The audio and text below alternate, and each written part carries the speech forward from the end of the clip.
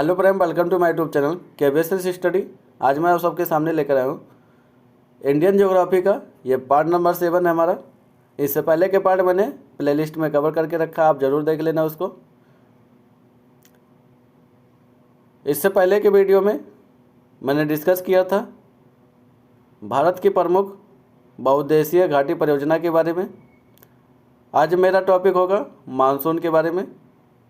अगर आप किसी भी कंपटीशन की तैयारी कर रहे हैं तो इस वीडियो को पूरा देखिएगा। अगर आप पीसीएस की तैयारी कर रहे हैं तो इस वीडियो को देख कर जाइएगा, आपके लिए रिवीजन है। तो टाइम ना वेस्ट करते हुए सीधे टॉपिक पर आते हैं। दक्षिण पश्चिम मानसून के बारे में अगर बात करूंगा तो हिंद महासागर से ये आर्द्रता अपनी ग्रहण करती है।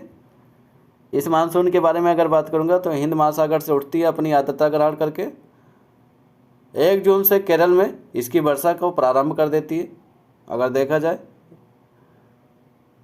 1 जून से ये केरल के तट से अपनी वर्षा प्रारंभ कर देती है। और सबसे अधिक अगर वर्षा देखा जाए भारत में इसी मानसून से होता है, दक्षिण पश्चिम मानसून से।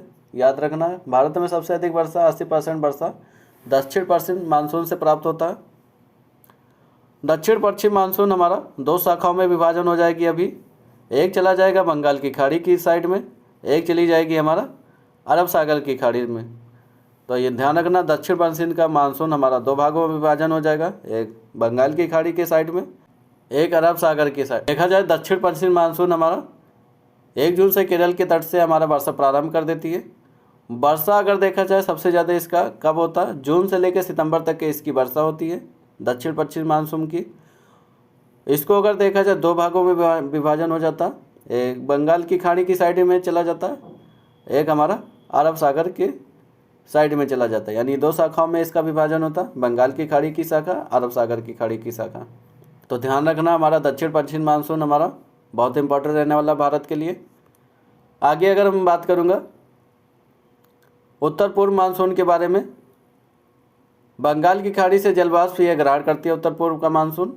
ये अगर देखा जाए तो लौटता हुआ मानसून कहा जाता है इसे।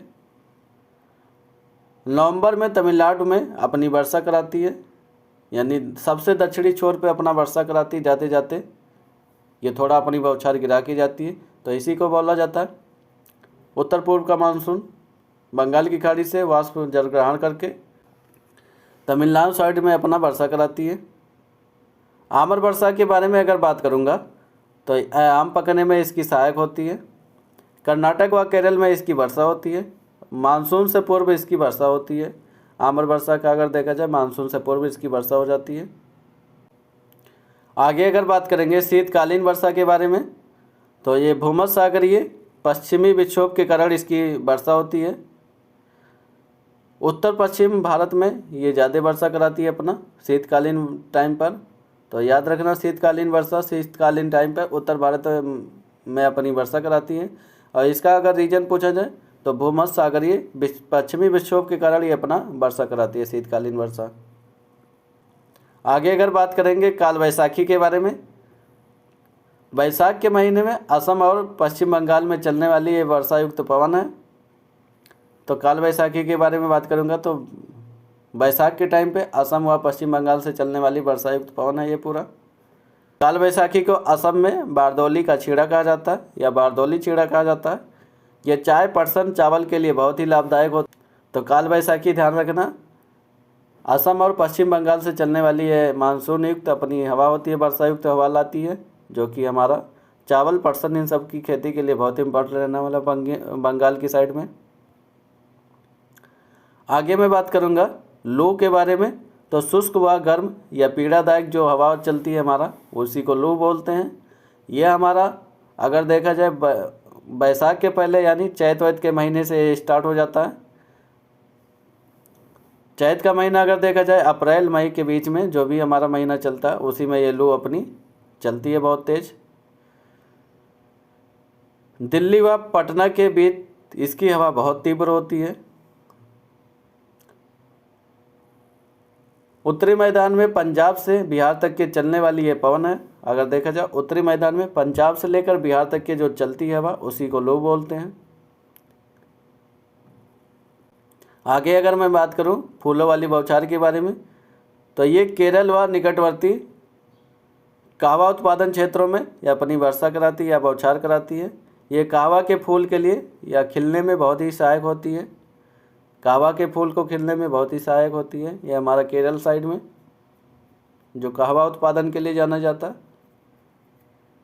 तो ध्यान रखना, फूलों वाली बौछार हमारा केरल साइड में है। कहवा उत्पादन क्षेत्रों में इसकी वर्षा होती है। ये कहवा के फूलों के लिए बहुत ही लाभदायक होता है। बहुउद्देशीय नदी घाटी परियोजनाएं के बारे में, कौन सी परियोजना किस नदी पर स्थित है और कहाँ पर स्थित है। सबसे पहले मैं बात करूँगा सरदार सरोवर परियोजना के बारे में। तो नर्मदा नदी पर स्थित है, गुजरात में स्थित है। भाखड़ा नांगल परियोजना के बारे में बात करूँगा तो सतलज नदी पर स्थित है, हिमाचल प्रदेश में। जो कि शिव समुद्रम जल विद्युत परियोजना के बारे में बात करूँगा तो कावेरी नदी पर स्थित है, जो कि कर्नाटक में स्थित है। नागार्जुन सागर परियोजना के बारे में बात करूँगा, कृष्णा नदी पर स्थित है, आंध्र प्रदेश में स्थित है। तो नागार्जुन सागर परियोजना की बात करेंगे तो किस नदी पर स्थित है, कृष्णा नदी पर स्थित है, जो कि आंध्र प्रदेश में स्थित है। हीराकुंड परियोजना के बारे में बात करूंगा तो महानदी के किनारे स्थित है, जो कि उड़ीसा में स्थित है। इडुक्की परियोजना के बारे में बात करूंगा, पेरियार नदी पर स्थित है, जो कि केरल में स्थित है। मयूराक्षी परियोजना के बारे में बात करूंगा तो मयूराक्षी नदी पर स्थित है, जो कि बंगाल में स्थित है। वहीं माता टीला परियोजना के बारे में बात करूंगा तो बेतवा नदी पर उत्तर प्रदेश में स्थित है।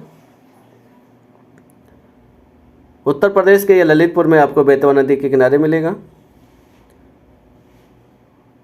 पोचमपात परियोजना के बारे में बात करूंगा तो गोदावरी नदी पर स्थित है, जो कि तेलंगाना में स्थित है। रिहंद परियोजना के बारे में बात करूंगा तो रिहंद नदी पर स्थित है, उत्तर प्रदेश में स्थित है। टेहरी परियोजना के बारे में बात करूंगा तो भागीरथी पर स्थित है, उत्तराखंड में स्थित है। तो याद रखना, टेहरी परियोजना पूछा जाता है। चंबल परियोजना के बारे में बात करूंगा तो चंबल नदी के किनारे स्थित है, जो कि राजस्थान और मध्य प्रदेश के बॉर्डर पर ही मिलेगा चंबल परियोजना। तो ये सब हमारे भारत के प्रमुख महत्वपूर्ण परियोजनाएं थे, जो कि किस नदी के किनारे स्थित है, किस राज्य में स्थित है, ये पूरा डिस्कस कर लिए। तो आप सबको ये वीडियो अच्छा लगा हो लाइक करें, शेयर करें, सब्सक्राइब करें। आप सब ऐसे हमसे जुड़े रहें। थैंक यू, धन्यवाद।